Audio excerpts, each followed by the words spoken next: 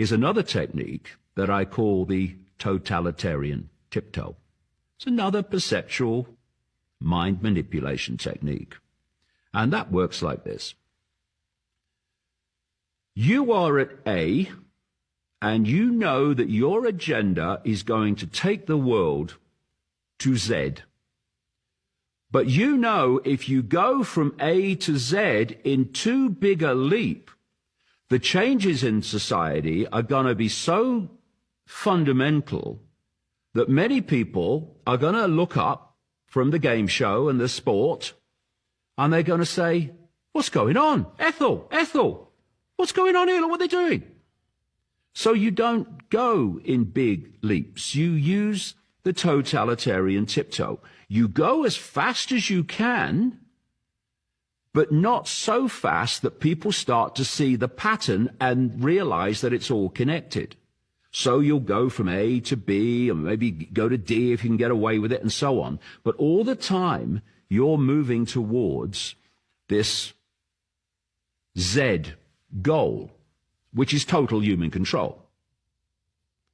And I have this phrase that I use: know the outcome, and you'll see the journey. This is why it's crucial to uncover what the agenda's outcomes are planned to be.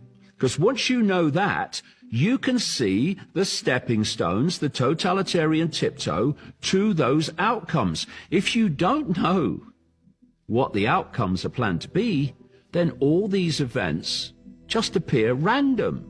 Oh, something else has happened. Oh, that's happened. Oh, now that's happened. But there's no connection apparently between the two.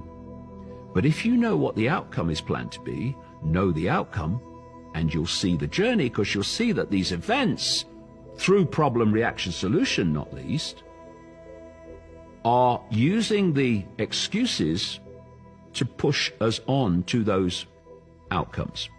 So now we understand the difference between fascism and totalitarianism, and why totalitarianism is actually far worse.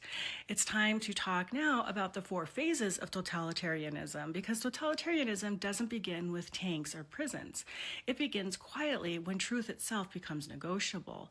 Historians usually describe its rise in 4 overlapping phases. Each phase is a definite tightening of control. So phase 1 is control the story. I think that we've blown past this one. See, every system of domination starts by controlling what people believe. Free press, independent experts, and open debate are recast as enemies of the nation. Information floods the public, so much so that fact and fiction end up blurring together. And when citizens no longer agree on what's real, power can define reality for them. And then we move into phase 2, which is the capturing of the system. So the machinery of democracy is bent until it serves a ruler. So judges then become political, watchdogs are defunded, elections are managed but never canceled. The law still exists, but it now protects those in power instead of the people.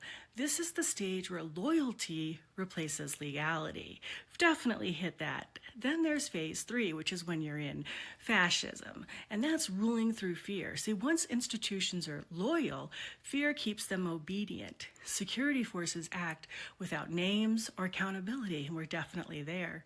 Surveillance expands from streets to screens. Got that one too. Citizens start whispering and then stop speaking altogether. Now at this point, repression no longer needs to be constant, just believed possible.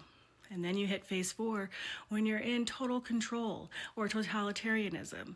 The private world disappears. Work, faith, family, art, everything must serve the state's story. Borders, enemies, even history itself can be redrawn at will. The regime doesn't just demand obedience, it demands belief. And these phases rarely all arrive at once. They unfold slowly, disguised as safety, pride, or even reform, until silence feels normal and freedom feels dangerous. Because totalitarianism isn't born overnight. It's built one concession at a time.